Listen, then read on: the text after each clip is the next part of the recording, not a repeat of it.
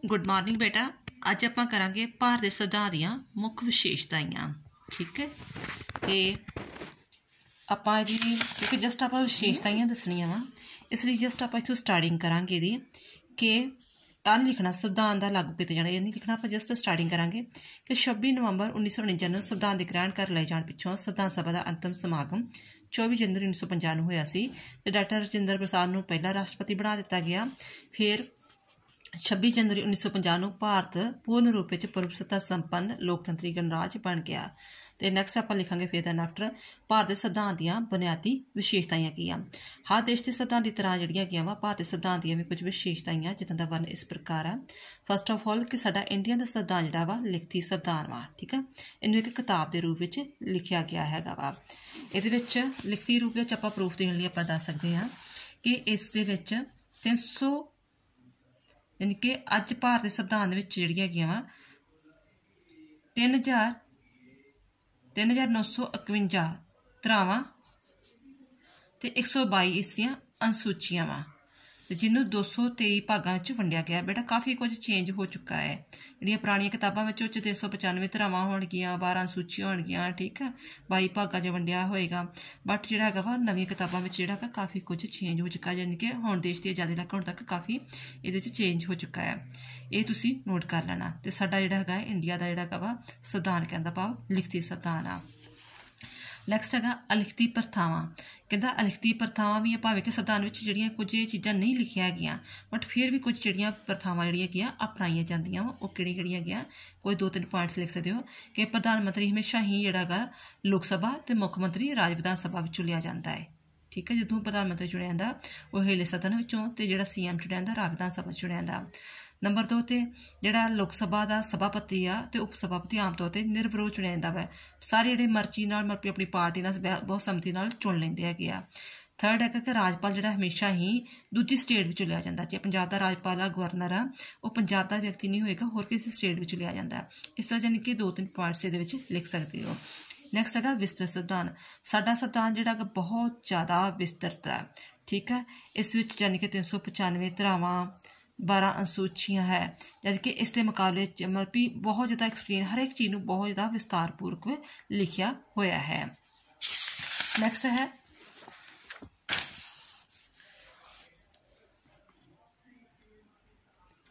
संविधान प्रस्तावना आरंभ होंदा। जिहड़ा साडा संविधान वा ਉਹ ਜਿਵੇਂ ਤੁਹਾਡਾ फ्रंट पेज ਹੁੰਦਾ किताब का। ठीक है, जिदा तुसीं फ्रंट पेज ਜਿਹੜਾ ਹੈਗਾ ਵਾ सिलेबस वगैरह करते हो, जिवें तुसीं फ्रंट पेज ਵਿੱਚ ਪਹਿਲਾਂ अपना लिखिया ਹੁੰਦਾ ਵਾ अपनी इस तरह लिखिया ना कंटेंट्स वगैरह लिखी होंदी आ। ठीक है, प्रस्तावना लिखी होंदी आ। इस तरह जिहड़ा साडी संविधान है, मान लो कि एक किताब आ। ठीक है, वो जिहड़ी हैगी आ ਪਹਿਲਾਂ प्रस्तावना दे नाल शुरू ਹੁੰਦਾ है। प्रस्तावना ਵਿੱਚ लिखिया हैगा कि साडे संविधान ਵਿੱਚ मतलब भी पूरे संविधान ਵਿੱਚ की कुछ लिखिया होएगा, की कुछ असीं करना चाहुंदे हां। कहता संसद के बहुत सारे देशों की संविधान की तरह साडा संविधान भी शुरू कित्थों दा प्रस्तावना नाल प्रेम्बल दे नाल शुरू हुंदा है। ठीक है, प्रेम्बल दे नाल शुरू हुंदा हैगा वा। ते प्रस्तावना ਵਿੱਚ संविधान के उद्देश्य शामिल किए गए आ। प्रस्तावना का महत्व की है, ये उद्देश्य शामिल किए गए हैं। ये शब्द ऐड किए गए कि भारत नूं असीं प्रभुसत्ता संपन्न समाजवादी धर्म निरपक्ष ते लोकतंत्री गणराज बनाना चाहते हैं। बाकी इन्ना कुछ लिखने की लोड़ नहीं। ठीक है, नैक्सट है ਵੱਖ-ਵੱਖ ਸੂਬਿਆਂ ਤੋਂ लिया गया संविधान। साडा जिहड़ा संविधान वा तैयार किया गया वो एक देश तो नहीं अलग अलग देशों तो लिया गया वा। जिवें एग्जाम्पल तौर पर कि जिहड़ी संसदीय प्रणाली आ, ठीक है, वो असी संसदीय प्रणाली जी साडी इंडिया अज भी संसदीय प्रणाली चल रही है, वो असीं इंग्लैंड तो लई हुई है। यानी कि जिद्दां दी इंग्लैंड की संसदीय प्रणाली चलती है उस तरह साडी इंडिया की संसदीय प्रणाली चलती है। मौलिक अधिकार जिहड़े हैगे जिस तरह की वो अमेरिका तो लए, जिवें अमेरिका च मौलिक अधिकार अपना सेम टू सेम इंडिया विच आ। निर्देशक सिद्धांत असी आयरलैंड तो लए हुए आ। ठीक है, संघातक प्रणाली असी जिहड़ी हैगी आ कैनेडा तो लई हुई आ। ते सोध विधि जिहड़ी अमेंडमेंट करते हैगे आ वो असी दक्षिणी अफ्रीका तो लई हुई है। राष्ट्रपति दी जिहड़ियां संकटकालीन शक्तियां हैगियां वा वो असी जिहड़ी हैगियां वा जिहड़ियां जर्मन तो लईआं होईयां। ठीक है, इस तरह इनू उधार का थैला भी कहा जाता है वा। इंडिया के संविधान नूं उधार का थैला भी कहा जाता है। बस तुसीं ये 3-4 पॉइंट्स इहदे विच लिखने हैगे आ, वो भी शॉर्ट विच। नैक्सट है कि पुरुषता संपन्न समाजवादी धर्म निरपक्ष लोकतंत्री गणराज। तुसीं ये प्रस्तावना के उद्देश्य भी पढ़िया सी। ठीक है, कि जिहड़ा मतलब साडा जिहड़ा संविधान आ साडा देश वा ਉਹ ਜਿਹੜਾ ਹੈਗਾ ਭਾਰਤ ਨੂੰ ਪਰਪਸੁਤਾ ਸੰਪੰਨ ਸਮਾਜਵਾਦੀ ਤੇ ਨਿਰਪੱਖ ਲੋਕਤੰਤਰੀ ਗਣਰਾਜ ਬਣਾਉਣਾ ਚਾਹੁੰਦਾ ਹੈ।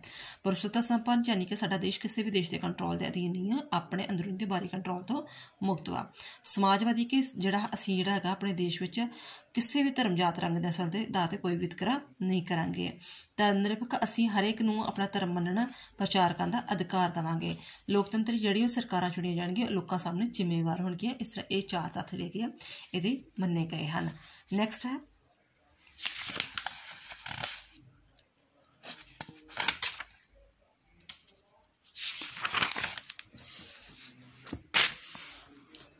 ਮੌਲਿਕ ਅਧਿਕਾਰ। ਠੀਕ ਆ, ਸਾਡੇ ਸੰਵਿਧਾਨ ਵਿੱਚ ਜਿਹੜੇ ਹੈਗੇ ਆ ਧਾਰਾ 12 ਤੋਂ ਲੈ ਕੇ 35 ਤੱਕ ਮੌਲਿਕ ਅਧਿਕਾਰਾਂ ਦਾ ਹੀ ਵਰਣਨ ਕੀਤਾ ਹੈਗਾ ਵਾ। ਠੀਕ ਆ, ਤੇ ਇਹਨਾਂ ਨੂੰ ਐਕਸਪਲੇਨ ਕਰਨ ਦੀ ਲੋੜ ਨਹੀਂ ਕਿ ਕਿਹੜੇ ਕਿਹੜੇ ਅਧਿਕਾਰ ਆ। ਤੁਸੀਂ ਜਸਟ ਇਹ ਕਹਿ ਸਕਦੇ ਕਿ ਧਾਰਾ ਜਿਹੜੇ ਕਿ ਸੰਵਿਧਾਨ ਦੇ 4ਥੇ ਅਧਿਆਏ ਵਿੱਚ ਧਾਰਾ 12 ਤੋਂ ਲੈ ਕੇ 35 ਤੱਕ ਸਮਾਨਤਾ, ਸੁਤੰਤਰਤਾ ਦਾ ਅਧਿਕਾਰ ਵਰਣਨ 6 ਅਧਿਕਾਰਾਂ ਦਾ ਵਰਣਨ ਕੀਤਾ ਗਿਆ ਹੈ। ਨੈਕਸਟ ਹੈ ਸੰਪਤੀ ਦਾ ਅਧਿਕਾਰ, ਸਧਾਰਨ ਪਰ ਅਧਿਕਾਰ। ਪਹਿਲਾਂ ਜਿਹੜਾ ਹੈਗਾ ਸੰਪਤੀ ਅਧਿਕਾਰ ਜਿਹੜਾ ਹੈਗਾ ਸੀ ਮੌਲਿਕ ਅਧਿਕਾਰ ਹੀ, ਬਟ ਇਹਨੂੰ ਇਸ ਵਿੱਚੋਂ ਕੱਢ ਕੇ ਇਸ ਨੂੰ ਕਾਨੂੰਨੀ ਅਧਿਕਾਰ ਬਣਾ ਦਿੱਤਾ ਗਿਆ ਧਾਰਾ 44ਵੀਂ ਸੋਧ ਰਾਹੀਂ। ਬਸ ਇੰਨਾ ਵਰਣਨ ਕਰਨਾ ਹੈ।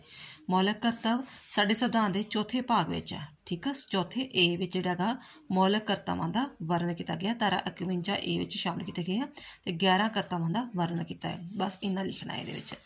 ਨੈਕਸਟ ਹੈ ਰਾਜਨੀਤੀ ਦੇ ਨਿਰਦੇਸ਼ਕ ਸਿਧਾਂਤਾਂ ਦਾ। ਧਾਰਾ ਜਿਹੜੀ ਕਿ 36 ਤੋਂ ਲੈ ਕੇ 51 ਤੱਕ ਸਾਡੇ ਰਾਜਨੀਤੀ ਦੇ ਨਿਰਦੇਸ਼ਕ ਸਿਧਾਂਤਾਂ ਦਾ ਵਰਣਨ ਕੀਤਾ ਗਿਆ ਹੈ। ਤੇ ਇਹ ਰਾਜ ਦੇ ਬਸ ਇਹਦੇ ਵਿੱਚ ਇਹ ਵਰਣਨ ਕਰਨਾ ਹੈ ਕਿ ਇਹ ਰਾਜ ਦੇ ਮਾਰਗਦਰਸ਼ਕ ਵੀ ਹਨ, ਨਿਰਦੇਸ਼ਕ ਵੀ ਹਨ ਤੇ ਸੂਚਕ ਵੀ ਹਨ। ਨੈਕਸਟ ਹੈ ਸੰਸਦੀ ਪ੍ਰਣਾਲੀ ਸਰਕਾਰ। ਸਾਡੇ ਦੇਸ਼ ਵਿੱਚ ਜਿਹੜੀ ਹੈਗੀ ਸੰਸਦੀ ਪ੍ਰਣਾਲੀ ਸਰਕਾਰ ਅਪਣਾਈ ਆ ਉਹ ਕਿੱਥੋਂ ਸਾਬਤ ਹੁੰਦੀ ਹੈ? ਕਿਉਂਕਿ ਸਾਡੇ ਦੇਸ਼ ਦਾ ਜਿਹੜਾ ਕਾਰਜਸਦ ਮੁਖੀ ਆ ਉਹ ਕੀ ਹੈ? ਨਾ ਮਾਤਰਤਾ ਹੈ। ਫਿਰ ਜਿਹੜਾ ਹੈਗਾ ਵਾ ਜਿਹੜਾ ਕਾਰਜਪਾਲਿਕਾ ਵਾ ਉਹ ਆਪਣੀ ਸ਼ਕਤੀਆਂ ਲਈ ਸੰਸਦ ਦੇ ਹੇਠਲੇ ਸਾਹਮਣੇ ਸਦਨ ਸਾਹਮਣੇ ਜ਼ਿੰਮੇਵਾਰ ਰਹਿੰਦਾ ਹੈ ਤੇ ਕਾਰਜਪਾਲਿਕਾ ਤੇ ਵਿਧਾਨ ਪਾਲਿਕਾ ਵਿਚਕਾਰ ਗੂੜੇ ਸੰਬੰਧ ਪਾਏ ਜਾਂਦੇ ਨੇ। ਨੈਕਸਟ ਹੈ ਮੰਤਰੀ ਪਰਿਸ਼ਦ ਦਾ ਨਿਸ਼ਚਿਤ ਆਕਾਰ। ਸਾਡੇ ਦੇਸ਼ ਦੇ ਜਿਹੜੇ ਹੈਗੇ ਆ ਮੰਤਰੀ ਪਰਿਸ਼ਦ ਆ ਉਹਨਾਂ ਦਾ ਆਕਾਰ ਕਹਿੰਦਾ ਭਾਰਤ ਦੇ ਮੌਲਿਕ ਸੰਵਿਧਾਨ ਵਿੱਚ ਭਾਵੇਂ ਇਹ ਵਰਣਨ ਨਹੀਂ ਕੀਤਾ ਸੀ ਕਿ ਜਦੋਂ ਤੁਹਾਡੀ ਸਰਕਾਰ ਬਣੇਗੀ, ਕਿਸੇ ਵੀ ਪਾਰਟੀ ਸਰਕਾਰ ਬਣੇਗੀ ਤਾਂ ਉਹਨਾਂ 'ਚ ਕਿੰਨੇ ਮੰਤਰੀ ਨਿਸ਼ਚਿਤ ਕੀਤੇ ਜਾਣਗੇ। ਬਟ ਬਾਅਦ ਵਿੱਚ ਇੱਕ ਕਾਨੂੰਨ ਬਣਿਆ। ਠੀਕ ਹੈ, 2004 ਵਿੱਚ ਇੱਕ ਕਾਨੂੰਨ ਬਣਿਆ ਜਿਹਦੇ ਵਿੱਚ ਉਹਨਾਂ ਲਿਖਿਆ ਸੀ ਕਿ ਤੁਸੀਂ ਆਪਣੇ ਜਿਹੜੇ ਕਿ ਆ ਮੈਂਬਰ ਆ, ਠੀਕ ਹੈ, ਹੇਠਲੇ ਸਦਨ 'ਚ ਜਿੱਦਾਂ 550 ਮੈਂਬਰ ਆ, ਠੀਕ ਆ ਟੋਟਲ ਵਗੈਰਾ, ਬਟ ਤੁਸੀਂ ਮੰਨ ਲਓ 315 ਮੈਂਬਰ ਜਿੱਤੇ ਆ ਤੁਹਾਡੇ MP MLA ਜਾਂ ਕੁਛ ਵੀ ਜਿੱਤੇ ਹੈਗੇ ਆ, MP ਜਿੱਤੇ, ਉਹਦੇ 15% ਤੋਂ ਵੱਧ ਤੁਸੀਂ ਮੈਂਬਰ ਨਹੀਂ ਚੁਣ ਸਕਦੇ। ਜੇ 100 ਆ ਮੰਨ ਲਓ ਤੁਹਾਡੇ ਮੈਂਬਰ, ਤੁਸੀਂ 100 MLA ਜਿੱਤੇ ਆ ਜਾਂ 100 MP ਜਿੱਤੇ ਆ, ਉਹਦੇ ਵਿੱਚ ਜਸਟ 15% ਜਿਹੜੇ ਹੈਗੇ ਆ ਤੁਸੀਂ ਮੈਂਬਰ ਨੂੰ ਮੰਤਰੀ ਬਣਾ ਸਕਦੇ ਹੋ, ਇਸ ਤੋਂ ਜ਼ਿਆਦਾ ਨਹੀਂ। ਇਹ ਕਿਹੜੀ ਸੋਧ ਰਾਹੀਂ ਹੋਇਆ ਸੀ? 91 ਸੋਧ ਰਾਹੀਂ। ਫਿਰ ਕਠੋਰ ਤੇ ਲਚਕਦਾਰ ਸੰਵਿਧਾਨ। ਸਾਡਾ ਸੰਵਿਧਾਨ ਕਠੋਰ ਵੀ ਹੈ ਤੇ ਲਚਕਦਾਰ ਵੀ ਹੈ। ਕਠੋਰ ਇਸ ਤਰ੍ਹਾਂ ਕਿ ਕੁਝ ਜਿਹੜੀਆਂ ਸੋਧਾਂ ਜਿਹੜੀਆਂ ਸੰਵਿਧਾਨ ਵਿੱਚ ਸੋਧਾਂ ਕਰਨੀਆਂ ਹੁੰਦੀਆਂ ਵਾ, ਸੰਵਿਧਾਨ ਦੇ ਵਿੱਚ ਜਿਹੜੀਆਂ ਆਪਾਂ 395 ਧਾਰਾਵਾਂ ਲਿਖੀਆਂ ਉਹਦੇ ਵਿੱਚ ਸੋਧਾਂ ਕਰਨੀਆਂ ਹੁੰਦੀਆਂ, ਉਹਦੇ ਵਿੱਚ ਸੰਸਦ ਦੇ ਦੋਨਾਂ ਸਦਨਾਂ ਦੀ ਤੇ ਜਿਹੜੇ ਰਾਜ ਸਭਾ ਦੇ ਸਦਨ ਆ, ਠੀਕ ਹੈ, ਸੰਸਦ ਦੇ ਦੋਵੇਂ ਸਦਨ ਜਿਹੜੇ ਲੋਕ ਸਭਾ ਤੇ ਰਾਜ ਸਭਾ ਤੇ ਜਿਹੜੇ ਰਾਜ ਸਭਾ ਦੇ ਵਿਧਾਨ ਸਭਾ ਤੇ ਵਿਧਾਨ ਪਰਿਸ਼ਦ, ਉਹਨਾਂ ਦੀ ਬਹੁਤ ਸੰਮਤੀ ਦੇ ਨਾਲ ਹੀ ਕੋਈ ਸੋਧ ਹੁੰਦੀ ਹੈ। ਤੇ ਲਚਕਦਾਰ ਇਸ ਤਰ੍ਹਾਂ ਕਿ ਜਿਹੜੀਆਂ ਮਤਲਬ ਵੀ ਆਮ ਜਿਹੜੀਆਂ ਕਿ ਰਾਜਾਂ ਨੂੰ ਪ੍ਰਭਾਵਿਤ ਨਹੀਂ ਕਰਦੀਆਂ ਹੈਗੀਆਂ, ਠੀਕ ਆ, ਕੋਈ ਵੀ ਚੀਜ਼ ਆਮ ਕਾਨੂੰਨ ਵਗੈਰਾ ਵਾ ਉਹਨਾਂ ਲਈ ਜਿਹੜੀ ਸੰਸਦ ਬਹੁਮਤ ਪਾਸ ਕਰਕੇ ਕਾਨੂੰਨ ਪਾਸ ਕਰਕੇ ਉਹਨਾਂ 'ਚ ਸੋਧ ਕਰ ਸਕਦੀ ਹੈਗੀ ਆ। ਫਿਰ ਹੈਗਾ ਵਾ ਬਣਤਰ ਵਿੱਚ ਸੰਗੀਤ ਭਾਵਨਾ ਵਿੱਚ ਇਕਾਤਮ। ਸਾਡਾ ਦੇਸ਼ ਵਿੱਚ ਬਣਤਰ ਵਿੱਚ ਸੰਘਾਤਮਕ ਆ ਕਿਉਂਕਿ ਕੇਂਦਰ ਦੀਆਂ ਸਰਕਾਰਾਂ ਅਲੱਗ ਹੁੰਦੀਆਂ, ਸਟੇਟਾਂ ਦੀਆਂ ਸਰਕਾਰਾਂ ਅਲੱਗ ਵਾ, ਠੀਕ ਆ, ਸ਼ਕਤੀਆਂ ਵੀ ਵੰਡੀਆਂ ਗਈਆਂ ਹੈਗੀਆਂ ਵਾ ਤੇ ਇਸ ਤਰ੍ਹਾਂ ਜਿਹੜਾ ਹੈਗਾ ਵਾ ਸੰਘਾਤਮਕ ਸ਼ਾਸਨ ਪਾਈ ਜਾਂਦਾ।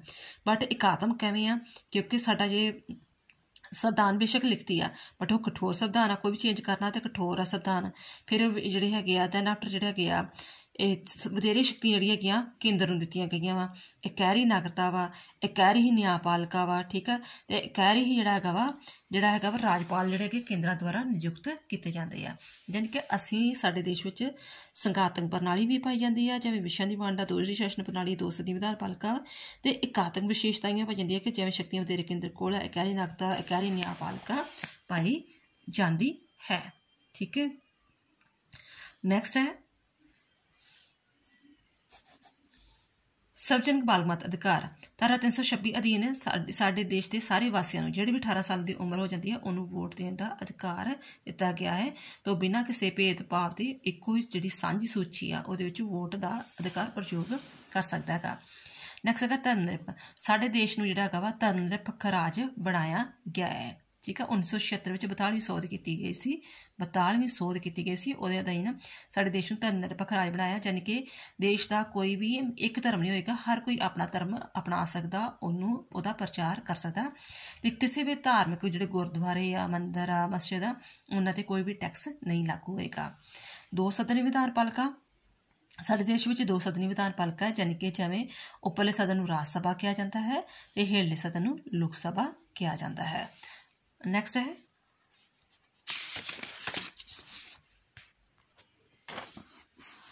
नैक्सट है बेटा संसदीय सीमा शक्तियां।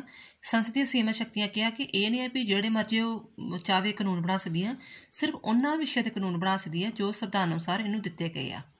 ये नहीं भी मान लो किसी की बीजेपी की कांग्रेस सरकार बन गई तो जेडे मर्जी राज में कानून बना लेगी, दखल दे लेगी, जेडे संविधान अनुसार उन्होंने कानून बनाने विषय दिते है उन्होंने कानून बना सकती है। तो जेडे भी कानून बनाने उन्हें, ठीक है, वो राष्ट्रपति की प्रवानगी होएगी। दैन आफ्टर न्यायपालिका न्यायिक पुनर देखने की शक्ति भी वरतों कर सकती है। यह है संसदीय सीमित शक्तियां। इकहरी अगे है इकहरी संगठन न्याय प्रणाली, साढ़े देश में इकहरी न्याय प्रणाली अपनाई जाती है, जिवें कि सुप्रीम कोर्ट जी है उपर सब तो उपर वाली सुप्रीम कोर्ट आ, दैन आफ्टर उतों हाई कोर्ट्स आ, फिर निचले अदालतां वा। तो कोई भी चीज़ वगैरह जी हैगी आ वो असी अपील कर सकते हैं, पहला जिला परिषद तो हाई कोर्ट तो सुप्रीम कोर्ट तक जा सकती है, जिनके कि इकहरी संगठन न्याय प्रणाली आ। नैक्सट है स्वतंत्र न्यायपालिका, साड़ी न्यायपालिका स्वतंत्रता वा कैवें क्योंकि जिहड़ा हैगा वा इसनूं कार्यपालिका विधान पालिका तो बिल्कुल वखरा किया गया वा। और सैकेंड गल ये कि इन्हां दी जिहड़ी जजां दी नियुक्ति आ उह निरपक्ष तौर पर की जाती हैगी आ। ठीक है, राजनीतिक प्रभाव तो नहीं की जाती, कोई चोणां राहीं वोटां राहीं नहीं की जाती, अपनी योग्यता अनुसार करते हैं। उन्हां दी योग्यता भी उच्ची हुंदियां वा, 65 साल तक वो काम अपना करते हैं, तनखावां दी उच्चियां तनखावां दी जांदियां, तो उहदे तो वख करनी औखी विधि हैगी आ। ये सिर्फ एक लाइन में तुसीं 1-2 लाइनां च एक्सप्लेन कर सकते इस चीज़ नूं। नैक्सट हैगा न्यायिक पुनरीक्षण की शक्ति। न्यायिक पुनरीक्षण की शक्ति की है कि जेडे भी कार्यपालिका या विधान पालिका या राष्ट्रपति ने कोई कानून बनाया वा तो जेकर वो लगता है कि संविधान के उल्ट वा, ठीक है, तो वह किया या उन्हें अध्यादेश जारी किया राष्ट्रपति ने या राज्यपाल ने।